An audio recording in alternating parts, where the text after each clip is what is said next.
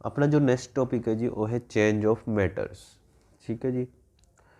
Early Indian philosopher सी जो जी क्लासीफिकेशन करते सी मैटर दी in the form of 5 basic elements जिन्होंने कहते जी 5 तत्व। ठीक है जी।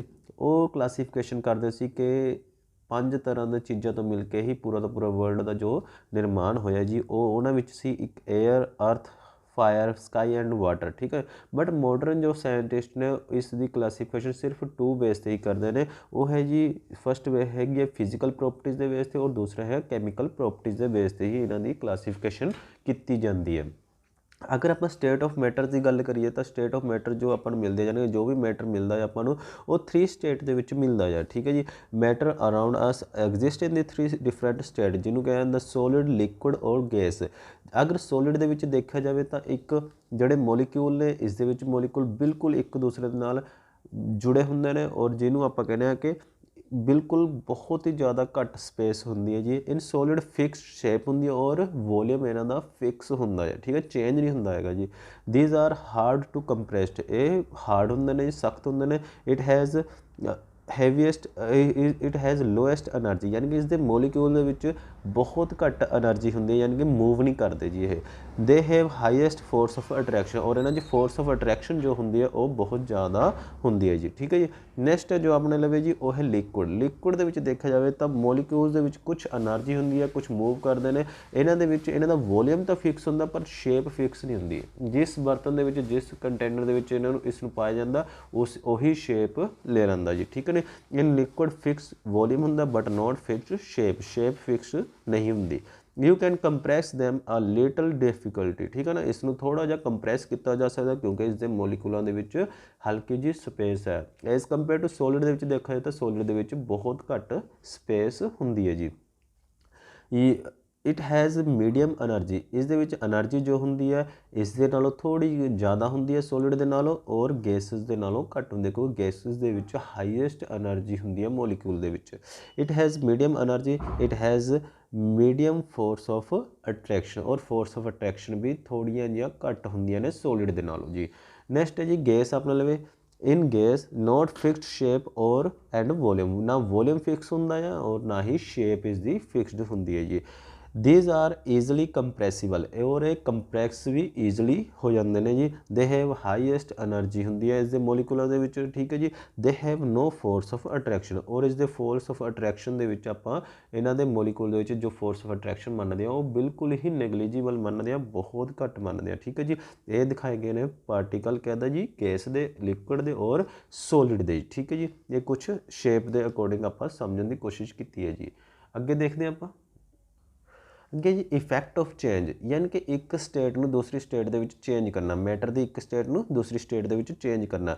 अगर मैं देखा तो सॉलिड में अगर लिक्विड के चेंज किया जाता तो उस प्रोसैस को कहा जाता है फ्यूजन। ठीक है जी। ये प्रोसैस वेरी वेरी इंपोर्टेंट ने अगर पेपर के पॉइंट ऑफ व्यू तो देखा जाए तो अक्सर इस भी क्वेश्चन इस शेप के ही क्वेश्चन पूछा जा रहा जी। ठीक है जी।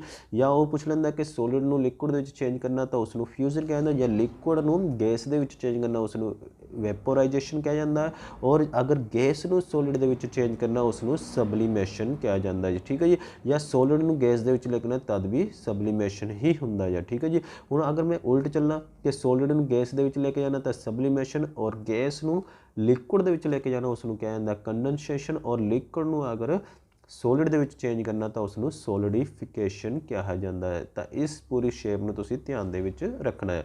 हुण एक थोड़ी जी एक्स्ट्रा नॉलेज दे वास्ते देखो कि स्टेट दी जो अज मैटर दी जो स्टेट ने उन्होंने 5 मन्निया जा रहा 3 नहीं मन्निया जा रहा। No scientist are talking of the 5 state of the matter 5 state बारे ही गल करते हैं। 5 स्टेट किहड़ियां ने पहली हैगी सॉलिड दूजी लिक्विड और तीजी गैस। ठीक है। इन्होंने बारे तो गल कर चुके हैं आप।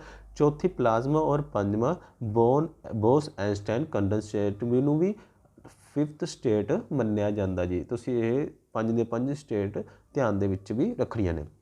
उस तो हैगा एवेपोराइजेशन। एवेपोराइजेशन की हुंदा जी जदों लिक्विड चेंज होंदा वेपर्स दे विच या गैस दे विच तो उसनूं कहा जांदा वेपोराइजेशन।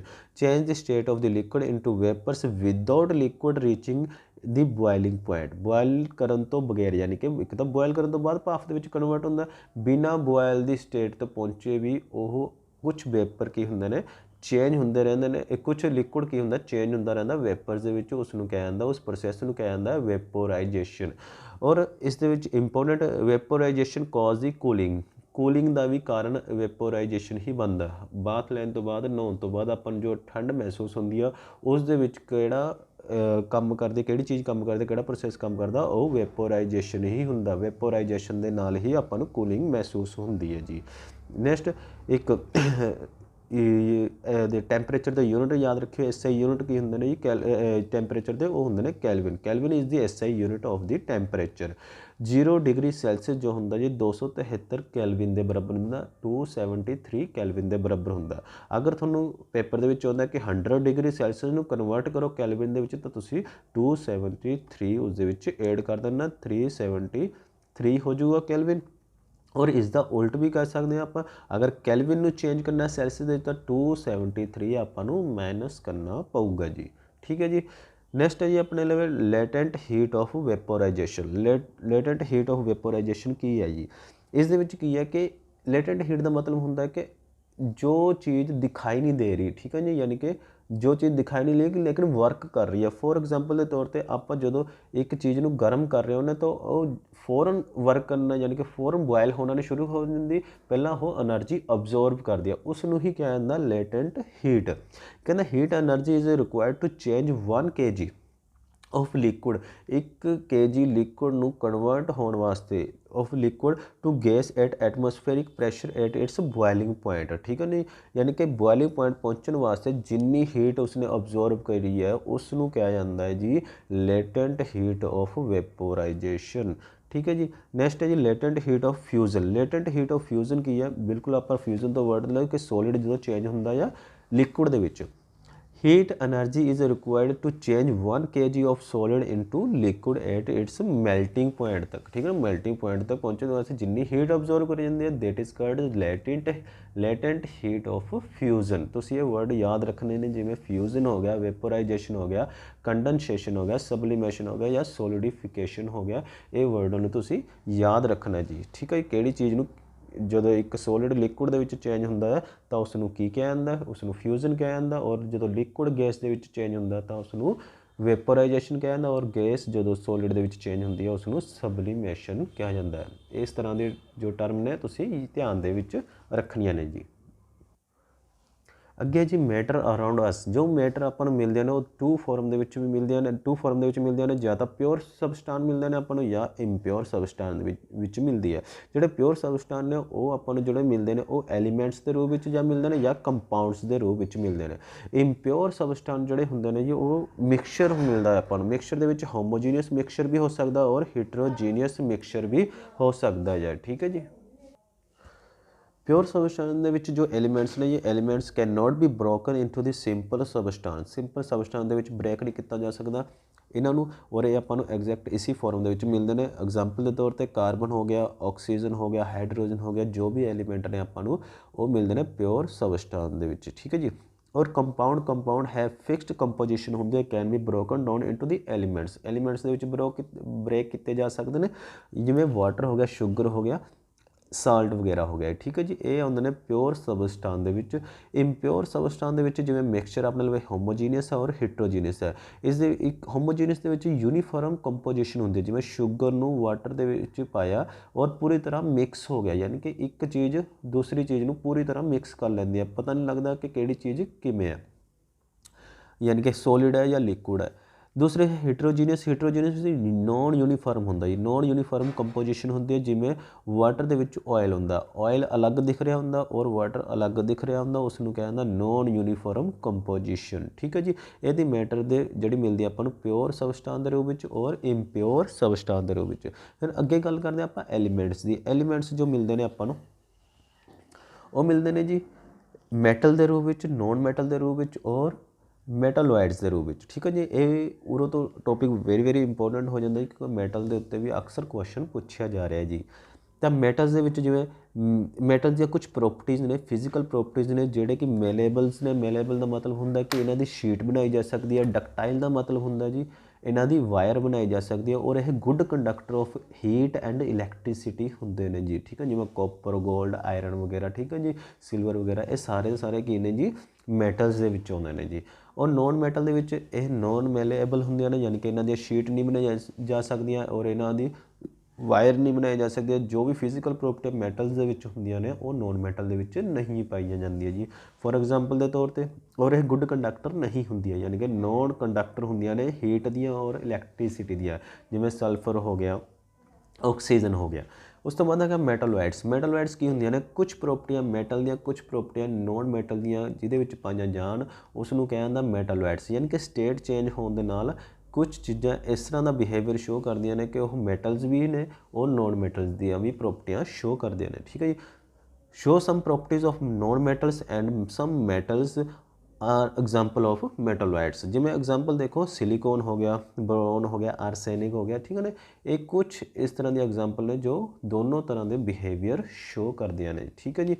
ਨੈਕਸਟ ਹੈ ਜੀ chemical properties of metal. Metal ਦੀਆਂ ਕੁਛ ਕੈਮੀਕਲ ਪ੍ਰੋਪਰਟੀਜ਼ ਬਾਰੇ ਗੱਲ ਕਰਦੇ ਆਪਾਂ। Metals react with oxygen. ਜਦੋਂ ਮੈਟਲ ਰਿਐਕਟ ਕਰਦੀ ਹੈ, ਯਾਨੀ ਕਿ ਮੈਟਲਸ ਦੀਆਂ ਜਿਹੜੀਆਂ ਵੀ ਆਪਣੇ ਵਿੱਚ ਐਲੀਮੈਂਟਸ ਨੇ ਉਹ ਜਦੋਂ ਰਿਐਕਟ ਕਰਦੇ ਨੇ ਆਕਸੀਜਨ ਦੇ ਨਾਲ, ਤਾਂ ਹਮੇਸ਼ਾ ਯਾਦ ਰੱਖਿਓ ਕਿ ਮੈਟਲ ਆਕਸਾਈਡ ਹੀ ਬਣਦੇ ਨੇ। ਜਿਵੇਂ ਕਾਪਰ ਆਕਸੀਜਨ ਦੇ ਨਾਲ ਰਿਐਕਟ ਕਰਿਆ, ਕਾਪਰ ਆਕਸਾਈਡ ਬਣਾਤਾ ਜੀ। ਠੀਕ ਹੈ ਜੀ। ਨੈਕਸਟ ਦੇਖੋ ਮੈਟਲਸ ਰਿਐਕਟ ਵਿਦ ਵਾਟਰ। ਜਦੋਂ ਵਾਟਰ ਦੇ ਨਾਲ ਰਿਐਕਟ ਕਰਦੀ ਹੈ ਜੀ ਤਾਂ ਮੈਟਲ ਰਿਐਕਟ ਕਰਦੀ ਹੈ ਤਾਂ ਮੈਟਲ ਹਾਈਡਰੋਕਸਾਈਡ ਬਣਦੇ ਨੇ ਔਰ ਹਾਈਡਰੋਜਨ ਗੈਸ ਰਿਲੀਜ਼ ਹੁੰਦੀ ਹੈ। ਇਹ ਅਕਸਰ ਕੁਐਸਚਨ ਦੇ ਵਿੱਚ ਪੁੱਛਿਆ ਜਾਂਦਾ ਜੀ ਕਿ ਜਦੋਂ ਮੈਟਲ ਵਾਟਰ ਦੇ ਨਾਲ ਰਿਐਕਟ ਕਰਦੀ ਹੈ ਤਾਂ ਕਿਹੜੀ ਗੈਸ ਰਿਲੀਜ਼ ਹੁੰਦੀ ਹੈ, ਤਾਂ ਉਸ ਦੇ ਵਿੱਚ ਯਾਦ ਰੱਖਣਾ ਕਿ ਹਾਈਡਰੋਜਨ ਗੈਸ ਰਿਲੀਜ਼ ਹੁੰਦੀ ਹੈ ਜੀ। ਜਿਵੇਂ ਸੋਡੀਅਮ ਰਿਐਕਟ ਵਿਦ ਵਾਟਰ ਤਾਂ ਕੀ ਬਣਦਾ, ਸੋਡੀਅਮ ਹਾਈਡਰੋਕਸਾਈਡ ਬਣਦਾ ਔਰ ਪਲੱਸ ਹਾਈਡਰੋਜਨ ਗੈਸ ਰਿਲੀਜ਼ ਹੁੰਦੀ ਹੈ ਜੀ। ਨੈਕਸਟ ਦੇਖੋ reaction of metals with dilute acid. Dilute acid ਦੇ ਨਾਲ ਜਦੋਂ ਰਿਐਕਟ ਕਰਦਾ, ਯਾਨੀ ਕਿ ਮੈਟਲ ਪਲੱਸ ਡਿਲਿਊਟ ਐਸਿਡ ਜੋ ਰਿਐਕਟ ਕਰਦਾ ਤਾਂ ਮੈਟਲ ਸਾਲਟ ਬਣਦਾ ਔਰ ਇਸ ਦੇ ਵਿੱਚ ਵੀ ਹਾਈਡਰੋਜਨ ਗੈਸ ਰਿਲੀਜ਼ ਹੁੰਦੀ ਹੈ। ਜਿਵੇਂ ਜ਼ਿੰਕ ਮੈਟਲ ਆਪਣੇ ਲਵੇ ਔਰ ਜਦੋਂ ਸਲਫਿਊਰਿਕ ਐਸਿਡ ਦੇ ਨਾਲ ਰਿਐਕਟ ਕਰਦਾ ਤਾਂ ਜ਼ਿੰਕ ਸਲਫੇਟ ਬਣਦਾ ਤਾਂ ਪਲੱਸ ਹਾਈਡਰੋਜਨ ਗੈਸ ਰਿਲੀਜ਼ ਹੁੰਦੀ ਹੈ ਜੀ। ਇਸ ਦੇ ਵਿੱਚ ਆਪਾਂ ਨੇ ਰਿਐਕਟੀਵਿਟੀ ਸੀਰੀਜ਼ ਜ਼ਰੂਰ ਯਾਦ ਰੱਖਣੀ ਹੈ ਕਿ ਕਿਹੜਾ ਕਿਵੇਂ ਰਿਐਕਟਿਵ ਹੈ। ਠੀਕ ਹੈ ਜੀ। ਸਭ ਤੋਂ ਜ਼ਿਆਦਾ ਰਿਐਕਟਿਵ ਜਿਹੜਾ ਹੈ ਉਹ ਪੋਟਾਸ਼ੀਅਮ ਹੈ। ਠੀਕ ਹੈ ਨਾ। ਉਸ ਤੋਂ ਬਾਅਦ sodium, calcium, magnesium, aluminium, zinc. ਇਸ ਤਰ੍ਹਾਂ ਇਹ ਵਾਲੀ ਪੂਰੀ ਦੀ ਪੂਰੀ ਸੀਰੀਜ਼ ਤੁਸੀਂ ਯਾਦ ਕਰ ਲਓ ਤਾਂ ਬਹੁਤ ਵਧੀਆ ਜੀ। ਤਾਂ ਇਸ ਦੇ ਵਿੱਚੋਂ ਵੀ ਅਕਸਰ ਕੁਐਸਚਨ ਪੁੱਛਿਆ ਜਾਂਦਾ ਜੀ। ਠੀਕ ਹੈ ਨਾ। ਹੁਣ ਇਸ ਦੇ ਵਿੱਚ ਕਈ ਵਾਰ ਕੀ ਹੁੰਦਾ ਕਿ ਰਿਐਕਸ਼ਨ ਦਿੱਤੀ ਹੁੰਦੀ ਆ, ਆਪਾਂ ਨੂੰ ਪੁੱਛਿਆ ਜਾਂਦਾ ਕਿ ਰਿਐਕਸ਼ਨ ਹੋਊਗੀ ਜਾਂ ਨਹੀਂ ਹੋਊਗੀ। ਅਗਰ ਤਾਂ ਪਹਿਲਾਂ ਹੀ ਕੋਈ ਮੋਸਟ ਰਿਐਕਟਿਵ ਮੈਟਲ ਦੇ ਨਾਲ ਕੋਈ ਚੀਜ਼ ਲੱਗੀ ਹੋਈ ਹੈ ਤਾਂ ਉਸ ਦੇ ਵਿੱਚ ਅਗਰ ਇਸ ਸਾਈਡ ਤੋਂ ਕੋਈ ਮੈਟਲ ਚੱਕ ਕੇ ਉਸ ਦੇ ਵਿੱਚ ਰਿਐਕਸ਼ਨ ਕਰਵਾਈ ਜਾ ਰਹੀ ਹੈ ਤਾਂ ਰਿਐਕਸ਼ਨ ਨਹੀਂ ਹੁੰਦੀ, ਕਿਉਂਕਿ ਮੋਰ ਰਿਐਕਟਿਵ ਮੈਟਲ ਪਹਿਲਾਂ ਹੀ ਪਈ ਹੈ ਉਸ ਦੇ ਨਾਲ। ਜਦੋਂ ਮੋਰ ਰਿਐਕਟਿਵ ਮੈਟਲ ਲੈਸ ਰਿਐਕਟਿਵ ਮੈਟਲ ਨਾਲ ਰਿਐਕਸ਼ਨ ਨਹੀਂ ਹੋਣ ਦਿੰਦਾ ਜੀ। ਠੀਕ ਹੈ ਜੀ। ਤਾਂ ਇਸ ਦੇ ਵਿੱਚ ਯਾਦ ਰੱਖਿਓ chemical properties of the non metal. Non metal ਦੀਆਂ ਕੁਛ ਇੱਕ ਦੋ ਪ੍ਰੋਪਰਟੀਜ਼ ਕਰਦੇ ਜੀ ਨੋਨ ਮੈਟਲ ਦੀਆਂ। ਜਦੋਂ ਨੋਨ ਮੈਟਲ ਰਿਐਕਟ ਕਰਦੀ ਹੈ ਆਕਸੀਜਨ ਦੇ ਨਾਲ ਤਾਂ ਨੋਨ ਮੈਟਲ ਆਕਸਾਈਡ ਬਣਦੇ ਨੇ। ਜੋ ਨੋਨ ਮੈਟਲ ਆਕਸੀਜਨ ਦੇ ਨਾਲ ਰਿਐਕਟ ਕਰਦੀ ਹੈ ਤਾਂ ਨੋਨ ਮੈਟਲ ਆਕਸਾਈਡ ਬਣਦੇ ਨੇ ਔਰ ਇਹ ਐਸਿਡਿਕ ਨੇਚਰ ਦਾ ਹੁੰਦਾ ਹੈ ਜੀ। ਇਸੇ ਤਰ੍ਹਾਂ ਨੋਨ ਮੈਟਲ ਜਦੋਂ ਰਿਐਕਟ ਵਿਦ ਵਾਟਰ ਦੇ ਨਾਲ ਕਦੇ ਵੀ ਨੋਨ ਮੈਟਲ ਜਲਦੀ ਰਿਐਕਟ ਨਹੀਂ ਕਰਦੇ। Non metal generally do not react with water. ਠੀਕ ਹੈ ਜੀ। ਇਹ ਦੋ ਪ੍ਰੋਪਰਟੀਜ਼ ਸੀ ਨੋਨ ਮੈਟਲ ਦੀ ਹੈ ਜੀ। ਅੱਗੇ ਆਪਾਂ ਨੈਕਸਟ ਟੌਪਿਕ ਅਗਲੀ ਵੀਡੀਓ ਦੇ ਵਿੱਚ ਕਰਾਂਗੇ ਜੀ।